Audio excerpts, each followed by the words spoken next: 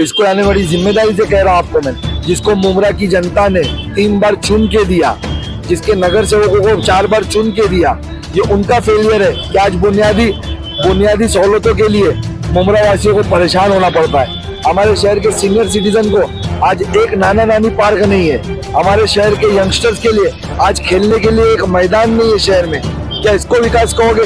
College के लिए आए हुए रिजर्वेशन पे इनके लोग बिल्डिंग बनाने का प्लान पास करवा रहे, क्या उसको विकास कहोगे? ये सब फेलियर है। विकास सिर्फ इनका हुआ है। जब ये एमएलए शहर में आए थे तो वो एक बिल्डिंग के एक फ्लैट में रहते थे, आज 100 करोड़ के बंगले में रहते। जब इनके नगर सेवक बने थे तब वो दूसरों से मांग के गाड़ियां चलाते थे, पहाड़ों के घर पे रहते थे, आज बंगलों में रहते और मर्सिडीज 4 मर्सिडीज गाड़ियां रखते। विकास हुआ है तो सिर्फ उनका हुआ है, हमारे शहर का तो विनाश हुआ है और इस वजह से हमको तो इतना पड़ रहा है।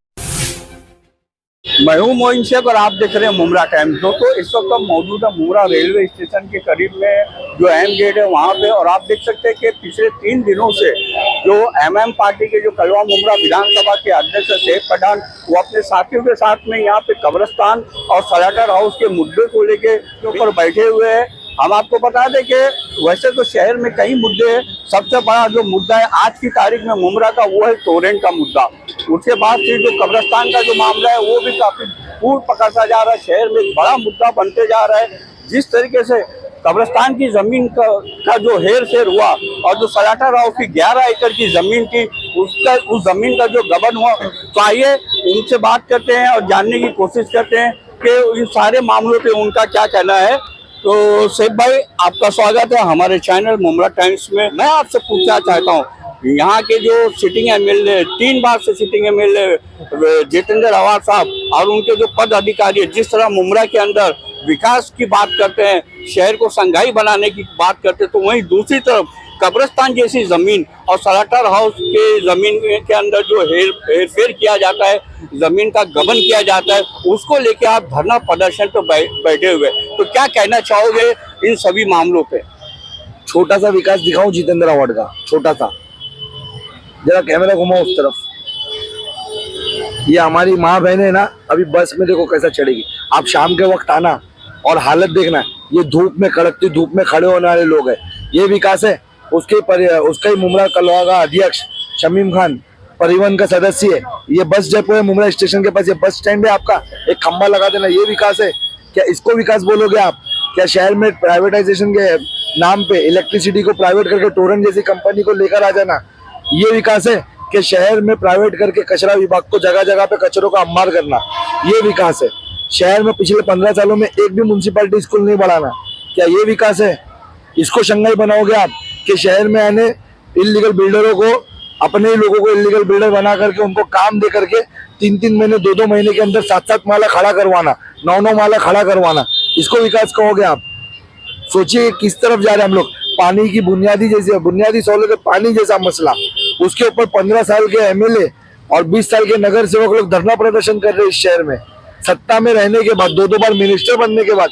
क्या ये विकास है? मेरे भाई, विकास इसको नहीं कहते, इसको फेलियर कहते।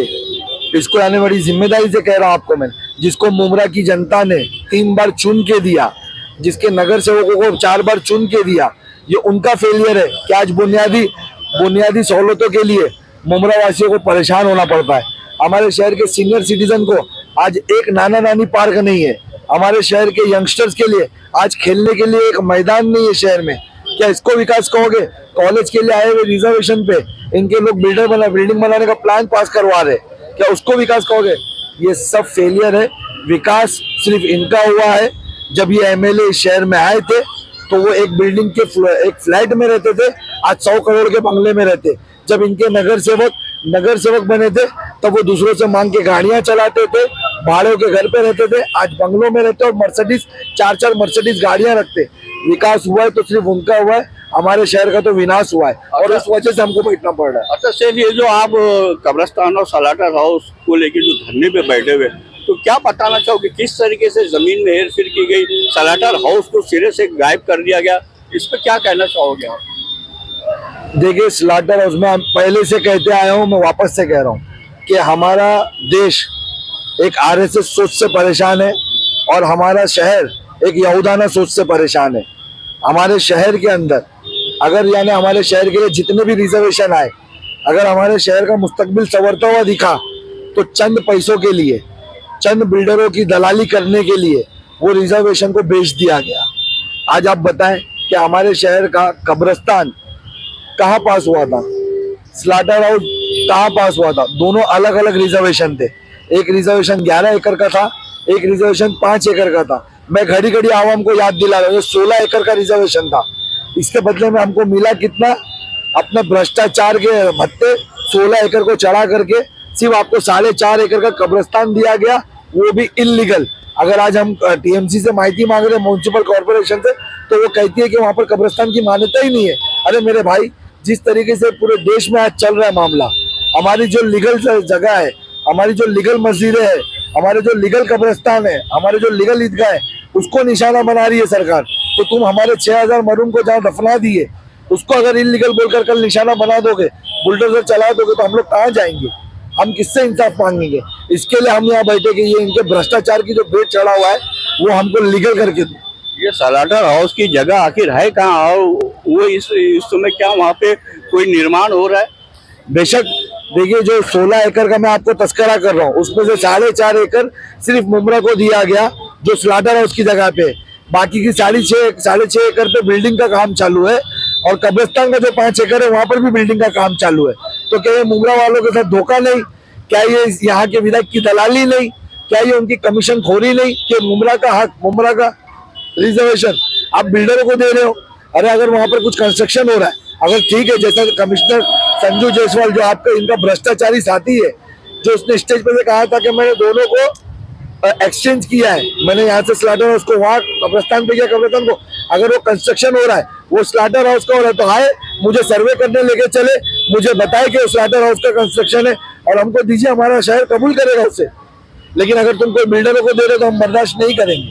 अच्छा सैफ भाई, मुझे याद है अच्छी तरीके से, इसके पहले पिछले साल की शायद बात है, टोरेंट को लेके आप 10 दिन के लिए भूख हड़ताल पे बैठे थे।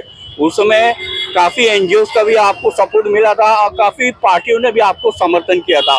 आप पिछले 3 दिन से यहाँ पे कब्रिस्तान और स्लाटर हाउस के मुद्दे को लेके यहाँ पे तो बैठे, तो क्या किसी एनजीओस का या किसी पार्टी का समर्थन मिल रहा है या पब्लिक का समर्थन मिल रहा है आपको? जी बेशक, देखिए हम लोगों को अभी तक, हम लोगों को आप देख सकते हैं कैसा सिग्नेचर अभियान वहाँ पर चल रहा है। लोग खुद से रुक करके सिग्नेचर कर रहे हैं, लोग खुद से रह करके सिग्नेचर कर रहे हैं। हम लोगों को यहाँ पर अभी करीबन 2 दिन के अंदर, कल रात तक हमारे पास 8,500 से ज्यादा सिग्नेचर हो चुकी थी, यानी 8,500। उसमें हमारी खवातीन, हमारी बहनों ने सिग्नेचर दिया था।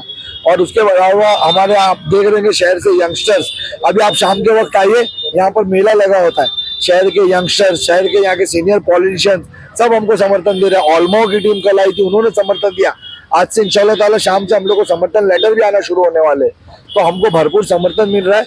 और शहर, ये सिर्फ ये हम नहीं, एज एम पार्टी ने, हम एज अ मोमिन, एज अ शहर के रहवासी, उसी तरीके से पूरा शहर जानना चाहता है कि कब्रिस्तान की मान्यता है तो हमको लाकर दिखाओ।